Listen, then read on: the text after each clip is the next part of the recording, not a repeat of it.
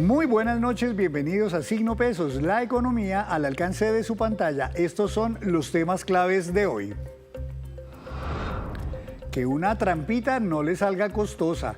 Tenga cuidado cuando haga un retiro parcial de cesantías, ya que usar esos dineros en fines distintos a los que permite la ley podría costarle su empleo. Hablaremos de este tema con el viceministro de Empleo y Pensiones, Iván Jaramillo. A pagar el impuesto de su vehículo. Mañana vence el plazo en Bogotá para que miles de propietarios de carros, motos y demás automotores matriculados en esta ciudad paguen su impuesto de vehículo. Nos acompañará Andrés Felipe Uribe, subsecretario técnico de la Secretaría Distrital de Hacienda de Bogotá, para contar los detalles. ¿Tiene claro cómo declarar renta? Esta obligación tributaria comienza el 12 de agosto para millones de personas naturales en todo el país. Les contaremos de la mano de un experto las claves para que diligencie usted su formulario y lo presente a tiempo según el plazo que tiene.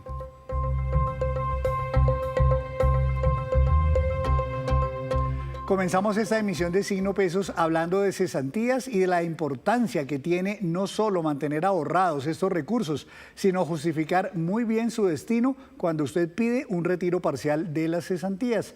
Quiero saludar al viceministro de Empleo y Pensiones, el doctor Iván Jaramillo. Doctor Jaramillo, bienvenido a Signo Pesos. Muchas gracias por la invitación, Henry, a ti y a todos los que se conectan hasta ahora. Un saludo muy especial. Pues el tema surge, doctor Jaramillo, porque hay un fallo por ahí de la Corte Suprema de Justicia por el caso de un trabajador que hizo un retiro de cesantías argumentando que quería comprar vivienda. Retiró, al parecer, 100 millones de pesos, pero nunca pudo justificar que realmente haya comprado la vivienda y por eso es que hoy queremos hablar de este tema tan importante. Pero si le parece, doctor, hablemos primero del contexto general de las cesantías. Entonces, en primer lugar, me gustaría saber quiénes en Colombia tienen derecho a recibir cesantías. Bueno, muchas gracias por esta invitación y por permitirme aclarar estos temas conceptuales con los que se conectan hasta ahora. Tienen derecho al auxilio de cesantía como prestación social todos los trabajadores dependientes con independencia de la redundancia de la forma de vinculación, sea término indefinido, fijo, por duración de la hora, etcétera. Los trabajadores tienen derecho, por concepto de auxilio de cesantía, a un mes de salario por año laborado y lo proporcional si es menor. Ese pago tiene como naturaleza, como razón de ser, una connotación de ahorro forzoso para los trabajadores. O sea, conscientes de que somos seres pues racionales, pero poco propensos al ahorro, la ley obliga que un salario, que es el salario 13, que se paga a los trabajadores, sea destinado a ahorro. Esa es la orientación de la cesantía, la finalidad, la razón de ser, que quiero ser muy claro en esto porque es lo que va a dar la clave de lo que sigue. Pero para dar respuesta a tu pregunta, todos los trabajadores dependientes vinculados por un contrato de trabajo tienen derecho al auxilio de cesantía como prestación social. Y estamos hablando, doctor Jaramillo, ni de poca gente ni de poca plata, porque mire usted las cifras que nos da la Superintendencia Financiera. Afiliados a las AFP había hasta el cierre del año pasado 10,8 millones de personas y al Fondo Nacional del Ahorro, que es estatal, pero también recauda cesantías, 2,4 millones de afiliados. Y el recaudo conjunto por cesantías anual aproximado oscila entre 18 y 20 billones de pesos. Estamos hablando de un recurso muy importante que podría estar ahí guardado para el día que realmente debería ser. Exactamente, como te digo, somos seres racionales, pero normalmente todo lo que recibimos lo imputamos a consumo. Entonces la ley lo que quiere es que se ahorre un salario al año y que se habiliten unos pagos parciales cuando hay unos destinos que la ley ve con buenos ojos, sobre lo que ya vamos a hablar. Pero esas cifras reflejan más o menos el número de trabajadores dependientes del país distribuidos entre el sector privado y sector público en el Fondo Nacional del Ahorro, y una cifra muy importante, casi 20 billones que pertenecen a los trabajadores. Ese dinero es de los trabajadores, su rentabilidad es de los trabajadores y justamente está orientado a hacer conciencia en cada uno de ellos de la importancia del ahorro y la importancia de acceder a determinados bienes y servicios que suponen una disciplina de ahorro para su acceso. Así es, y usted menciona una palabra muy importante que es rentabilidad, porque es que mire usted que acumulados, digamos, guardados, ahorrados en todas esas entidades que administran cesantías, hay por ese concepto cerca de 40 billones de pesos que están ahí y que no están quietos. Ellos los reinvierten, generan una rentabilidad que, por cierto, la Superintendencia Financiera fija cada año cuál es la rentabilidad mínima. Este año, por ejemplo, está entre 6 y 8%, pero por las inversiones y las buenas gestiones que hacen estas entidades, generan o logran generar entre cerca de 10 o 12%. Así que todos estos recursos con esa rentabilidad en un largo tiempo, si uno dejara esa plática ahí, pues termina salvándole la vida, incluso al final de la vida laboral. Sí, justamente esa es la finalidad y esas tasas de rentabilidad demuestran la importancia del ahorro, la importancia de ser conscientes que no todo lo que recibimos debe ser destinado para consumo inmediato. Yo sé que hay necesidades que no dan espera, yo sé de todas lo que tenemos en nuestros hogares como necesidades de consumo inmediato y que deben ser satisfechas, pero es importante este mensaje que da la ley de destinar un porcentaje muy pequeño, que es un salario al año, a ahorro, con este tipo de rentabilidades que pues animan a pensar en mantener los recursos ahí por un tiempo prudencial que sea posible para obtener una rentabilidad que luego pueda satisfacer una necesidad especial posterior que luego no nos lamentemos de no tener esa plata, ¿no? Pues hechas esas salvedades tan importantes, doctor Jaramillo, la ley permite que uno pueda hacer retiros de cesantías parciales, porque obviamente cuando uno queda desempleado, pues las puede usar todas, para eso son. Pero si no estoy desempleado, pero quiero retirar, se permite solo para ciertas cosas, por ejemplo, para compra de vivienda, para mejora de la misma vivienda o también para pago de educación. ¿Por qué la ley, y esto creo que no es nuevo, esto es desde hace muchos años, por ahí desde la ley 100, se permite para tan pocas causales o propósitos? Sí, efectivamente, como tú lo adviertes, Henry, la regla general, empezamos por allí, es a la terminación del contrato. A la terminación del contrato de trabajo se paga el auxilio de cesantía. La ley habilita, como tú lo adviertes en la presentación, dos causales de pago parcial en general. Hay más, pero digamos que las dos generales son para compra, mejora o liberación de vivienda y para educación en instituciones de educación superior del trabajador, su cónyuge, sus hijos. Ahora, la pregunta que entonces que es muy importante es ¿por qué la ley es tan celosa y tan restrictiva en esto? Porque es que la idea de esto es que haya ahorro. Entonces la ley ve con buenos ojos que determinados bienes o servicios que suponen una disciplina de ahorro, una disciplina de acumulación de capital para acceder a ellos, vivienda y educación, pues se puede habilitar este pago, porque justamente el adquirir una vivienda, acceder a estudios de educación superior, normalmente supone recursos importantes y pues normalmente los ciudadanos, los trabajadores, recibimos pues gradualmente a través del salario los recursos. Entonces necesitamos estar ahorrando. Entonces, como la ley quiere que ahorremos, ve con buenos ojos que se puedan habilitar pagos para vivienda y para educación, justamente por esa naturaleza especial que tienen esas dos necesidades sociales de los hogares y de los trabajadores. Por eso es tan celoso y por eso se habilita para ello. Fíjate que está en perfecta lógica con la finalidad y la naturaleza de ahorro, que es lo que quiere justamente la ley. Entonces, resumo muy rápido. La cesantía se paga primero como regla general para todos cuando se termina el contrato de trabajo. Esa es la regla general. Cuando se termina. ¿Para qué? Para que se ahorre un salario al año. Pero la ley ve con buenos ojos y habilita si se acredita y se justifica suficientemente el retiro parcial para vivienda o para educación superior. Esa es como la regla general, exactamente. Pues a pesar de que la ley, como usted lo menciona, es tan celosa y tan restrictiva, mire usted, por ejemplo, el año pasado, un año típico, este apenas vamos a mitad, no tenemos cifras consolidadas, el año pasado los colombianos afiliados a los diferentes fondos de pensiones y cesantías retiraron 11.7 billones de pesos de cesantías.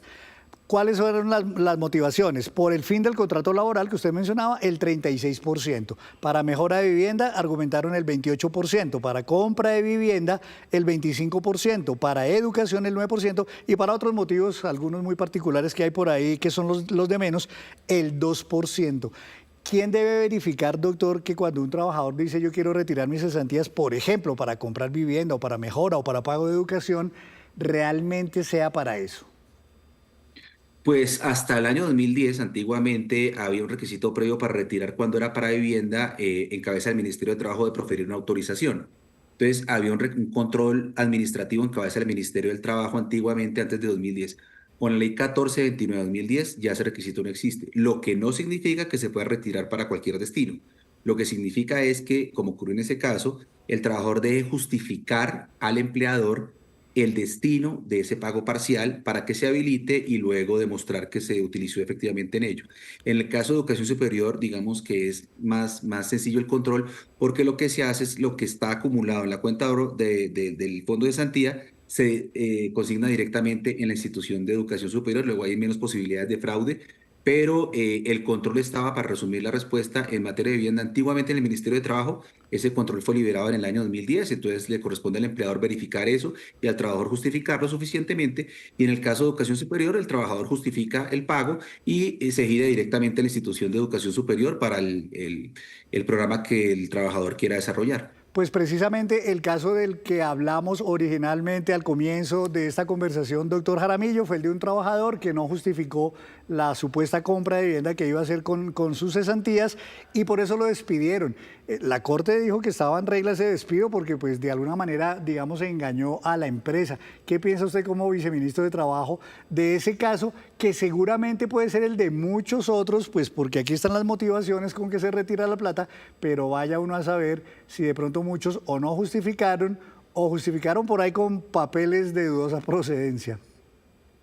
Sí, efectivamente, dijéramos, no voy a calificar el procedimiento de la sala laboral, pero lo que entiendo de la información que hemos conocido es que se habilita la decisión de un empleador de despedir con justa causa a un trabajador por haber utilizado una maniobra fraudulenta para un retiro parcial de cesantía, justificado en una mejora de vivienda, en una compra de vivienda, que no fue tal y que el empleador, al verificar que efectivamente no fue utilizado en ese destino, sino en otro, pues tomó la decisión de despedirlo con justa causa. Lo que puedo decir es que si hay unas causales que habilitan el despido con justa causa en la ley cuando los trabajadores incurren en determinadas faltas disciplinarias o impropiedades. Esta es una de ellas.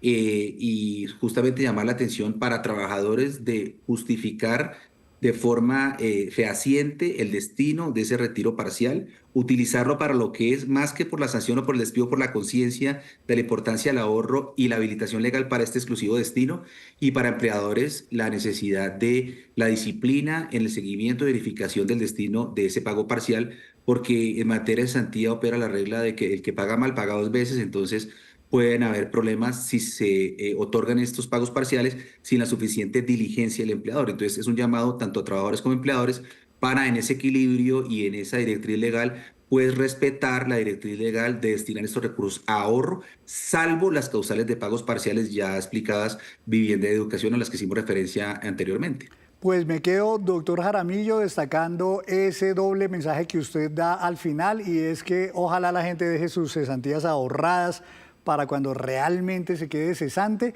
o que si los requiere para alguno de los propósitos que permite la ley, pues que efectivamente sea para eso. Doctor Jaramillo, muchas gracias por ayudarnos a hacer claridad sobre este tema, mire usted, tan cotidiano, tan importante y tan delicado también para los trabajadores colombianos. Muchas gracias, Henry, a ti, y un saludo para todos los que se conectan hasta ahora. Un saludo muy especial. Muchísimas gracias, muchos éxitos, doctor, en su cartera. Hacemos así una breve pausa, pero cuando regresemos espere cuáles son los países que tienen garantizada su autosuficiencia agropecuaria. Ya nos vemos.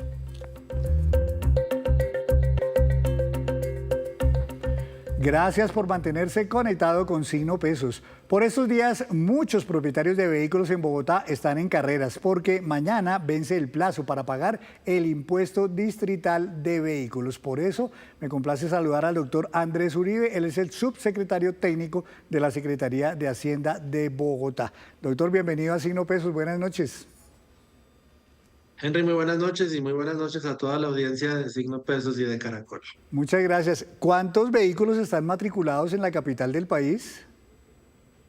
Tenemos inscritos más de 2.400.000 vehículos en las ciudades responsables del impuesto de vehículos. Y el impuesto es para todos, ¿no? ¿O hay algunos que eventualmente estén exentos de pago de vehículo, de impuesto de vehículo? Hay algunas exenciones para automóviles oficiales, por ejemplo, y es bueno destacar también que hay beneficios para los vehículos eléctricos que tienen una exención del 60% de los primeros 5 años y para los híbridos entre combustible fósil y eléctrico, que tienen una extensión de 40 años también, perdón, de 40% también por 5 años. Ah, pero qué bueno saber eso, no lo tenía tan claro. Doctor, ¿y cuántos de esos millones, 2 millones y pico de vehículos ya cumplieron con esta obligación? Porque había un descuento para los que pagaran hasta cierta fecha. ¿Cuántos ya a estas alturas, cuando está por cerrarse el plazo, ya pagaron, ya cumplieron con esta obligación tributaria?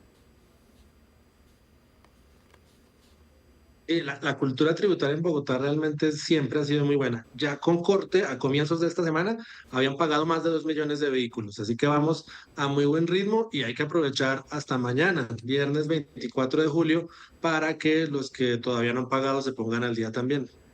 O sea que faltan como menos de 300 o 400.000 vehículos. ¿Esos tienen plazo mañana? ¿Hay alguna hora específica o a cualquier hora del día se puede hacer el pago? Bueno, nosotros recomendamos el pago en línea, así que el pago en línea efectivamente está habilitado todo el día. Obviamente la recomendación es que no vayan a esperar hasta por la noche, no sea que se amontone la gente y el sistema se ponga lento. Pero sí, sí dura todo el día. Mañana el pago en línea, www.haciendabogotá.gov.co es la página donde se puede pagar muy fácil el impuesto. Si algún despistado por ahí no sabe cuánto le toca pagar este año, ahí en esa página también le sale cuánto debe pagar y cuáles son los canales de pronto digitales para pagar o incluso físicos si quisiera ir a un banco. Claro que sí, allí mismo en la página encuentra, lo único que necesita es su cédula y la placa del vehículo. Y ahí le sale toda la información y puede pagar ahí mismo, desde la plataforma de www.haciendabogotá.gov.co está habilitado el pago en todas las entidades financieras de la ciudad. Este tributo, el impuesto de vehículos, doctor, es un impuesto que le genera ¿qué tantos ingresos a la ciudad? Es el tercer impuesto en magnitud en la ciudad, después del ICA y del predial. Y puntualmente este impuesto de vehículos nos permite recaudar 1.7 billones de pesos. Es la proyección para 2026. Y ahora que usted me preguntaba sobre los vehículos que ya pagaron, ya el recaudo está por encima de 1.3 billones, así que vamos a buen paso. Ah, pero qué bueno. Inclusive hay una opción que yo no sé qué tan acogida es por los propietarios en Bogotá y es que uno podría voluntariamente agregar al impuesto que sí tiene que pagar obligatoriamente una contribución voluntaria. ¿Cómo es esto de la contribución y qué tanto la gente dice, bueno, voy a ayudarle a la ciudad con una platica adicional? Bueno, es una contribución del 10% y como usted bien lo dice, es voluntaria, un 10% más con respecto a lo que se pagó en el impuesto, aplica en predial, aplica en vehículos, también en el ICA, y en particular para predial y vehículos, ese 10% voluntario se destina a gastos en seguridad y particularmente en equipamientos para seguridad, kits para la policía o drones. Así que ese 10% pues efectivamente es una buena señal que le da a la gente para contribuir voluntariamente en Bogotá. Ya este año más de 20.000, más de 25.000 personas, de hecho, ya han hecho su aporte voluntario este año, que es un nuevo récord, es más de lo que hemos recibido en cualquier año en la historia de la ciudad. Ah, pero muy bueno además saber que esos recursos van destinados no para otros fines, otros propósitos también que podrían ser importantes, sino también para este tema de la movilidad en Bogotá y la seguridad vial y todo esto que, bueno, de alguna manera entonces es beneficio para uno mismo como propietario de vehículo. Para todos como ciudadanos, efectivamente, la idea es que todo esto se devuelva a la ciudad directamente. Usted decía, doctor, que en Bogotá hay una cultura muy positiva de pago de tributos, pero también entiendo que en este pago de impuesto de vehículos específicamente, los cumplimientos son bastante diferentes, por ejemplo, entre vehículos públicos, vehículos de carga, vehículos particulares o motociclistas, por ejemplo. ¿Quiénes son los más cumplidos, los que más han pagado ya ese impuesto y de pronto los que menos han pagado ese impuesto? Y hay una diferencia entre el conjunto de automóviles y motocicletas. Sí evidenciamos un mayor cumplimiento en todo ese conjunto de automóviles, camperos, etcétera. Es mayor el cumplimiento un poco que el de las motocicletas. Y sí hay que decir que notamos una pequeña diferencia ahí. Sí, señor. Estaba mirando el boletín de ustedes. Entiendo que en algunos casos ya hay 95, 94% de cumplimiento y que en las motocicletas estaba como muy por debajo del 70%, así que sí se ve esa diferencia. Bueno, en todo caso, mañana es el último día de plazo. ¿Qué pasa, doctor, si alguien, un propietario de vehículo, no cumple, no paga, se le olvida o simplemente no tiene plata? ¿Qué hace a partir de ahí? Es muy, muy importante insistir a la gente que aproveche esta oportunidad de mañana, porque desde el primer día de incumplimiento, desde el primer día que nos pasemos de este plazo del 24 de julio, se empieza a acumular un interés. Ya nos convertimos en deudores del impuesto. Es un interés que por la normativa tributaria del país es muy alto. Hoy en día está alrededor del 25% anual. Entonces, de verdad hay que hacer el esfuerzo por hacerle el quite a ese interés y ese es el primer castigo, digamos, la primera consecuencia de no pagar el impuesto mañana es que ya se empieza a acumular el interés desde el primer día posterior a esa fecha de corte. Claro, pues entonces hay que aprovechar y pagar cumplidamente, y más si hay tantas facilidades, ¿no? Como usted menciona, que ni siquiera hay que salir a hacer fila a un banco o salir corriendo, sino que uno lo puede hacer desde la comodidad de la casa o de la oficina. Doctor Uribe, quisiera preguntarle por un tema que siempre me ha parecido injusto y le pasa no solo a Bogotá, sino en general a todas las capitales, y es que mucha gente vive en Bogotá, trabaja en Bogotá, estudia en Bogotá, rueda su carro en Bogotá, pero matriculan el carro en municipios cercanos porque les dan algún descuento. ¿Eso ha mejorado o eso sigue igual? Bueno, efectivamente hay muchos cálculos, pero la mayoría de las estimaciones que hemos visto es que entre el 15 y el 20% de los carros que ruedan en Bogotá están matriculados por fuera de la ciudad. Es decir, usan nuestra malla vial, pero no tributan para su sostenimiento. Este año hemos tenido un mejor comportamiento en el tema de matrículas. Efectivamente, este año hemos notado que incluso desde la Feria del Automóvil del año pasado, desde noviembre, y lo que llevamos desde este año, ya la proporción de carros que se matriculan en Bogotá como proporción de todo el país ha crecido saludablemente. Así que es una tendencia que esperamos que se mantenga. Pues qué bueno, doctor Andrés Uribe, pues me gustaría mucho que se tomara unos segunditos para que le dé un mensaje a todos los propietarios de vehículos en Colombia y tomen ellos conciencia de que hay que aprovechar ese plazo mañana, cumplirle a la ciudad y también evitarse esas multas y esos intereses de mora que le cobrarían si no paga su impuesto mañana. Por supuesto, mañana es ya la última oportunidad para pagar sin incurrir en intereses. Viernes 24 de julio. Y hay una cosa que me gustaría compartir con la gente muy importante. El acceso a la página es muy fácil y el objetivo de decirles esto es no abran, por ejemplo, enlaces o no abran links que les llegue en mensajes de texto o en correo electrónico que le digan pague su impuesto aquí. Evítese caer en un fraude. Vaya a la página de la Secretaría de Hacienda, www.haciendabogotá.gov.co, y recién entrar usted encuentra los letreros bien grandes que le dicen aquí pague su impuesto de vehículos y es muy sencillo. Pues de nuevo gracias al doctor Andrés Uribe por estas recomendaciones.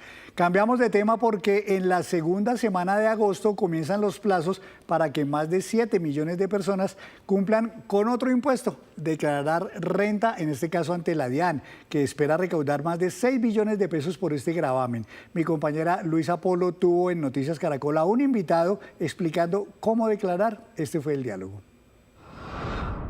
Buenos días. Se acerca el tiempo para que alrededor de 7 millones de personas naturales en Colombia cumplan con una de las obligaciones ineludibles con el Estado, la declaración del impuesto de renta. La DIAN espera recaudar 6.1 billones de pesos. Para ampliar este tema y despejar las dudas, nos conectamos con el profesor de Contaduría Pública de la Universidad Central, Germán Torres. Profesor, muchas gracias y buenos días por acompañarnos y gracias por acompañarnos aquí en Noticias Caracol. Muy buenos días para toda la audiencia de Noticias Caracol. Profesor, lo primero que quiero preguntarle, ¿quiénes debemos declarar renta y cómo sé si debo declarar renta este año? Bueno, en principio, todas las personas naturales responsables de este impuesto se identifican porque en principio deberemos tener un impuesto, ¿cierto?, que se llama la declaración de renta que se presenta cada año. Entonces, debemos analizar que debemos tener un patrimonio bruto, es decir, todas las propiedades y demás, superiores a 224.096.000 pesos. Esto significa 4.500 VTs. Adicional a eso, unos ingresos brutos anuales de 69.719.000. unos consumos con tarjetas de crédito o débito por 69.719.000, compras y consumos por todo tipo, ¿cierto?, de 69.719.000 y consignaciones y depósitos de 69.719.000. ¿Esto qué indica? Que si hacemos transferencias, digamos, de Nequi a DaviPlata y demás, pues sencillamente estas consignaciones van sumando. Muy importante eso que usted nos menciona, profesor, todo eso suma. Entonces, yo me doy cuenta que cumplo con estos topes, entonces debo declarar. Pero aquí otra pregunta importante, declarar no significa tener que pagar.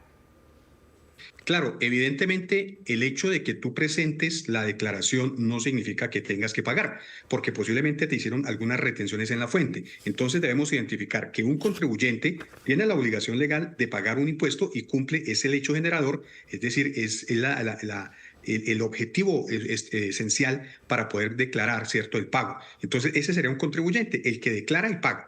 Pero el declarante es quien tiene la obligación formal solamente de presentar un documento, es decir, un formulario 210 en una situación financiera ante el Estado, pero no paga. Un declarante no paga, un contribuyente declara y paga. Esa aclaración también clave. Ahora vemos el calendario tributario, que son todas estas fechas.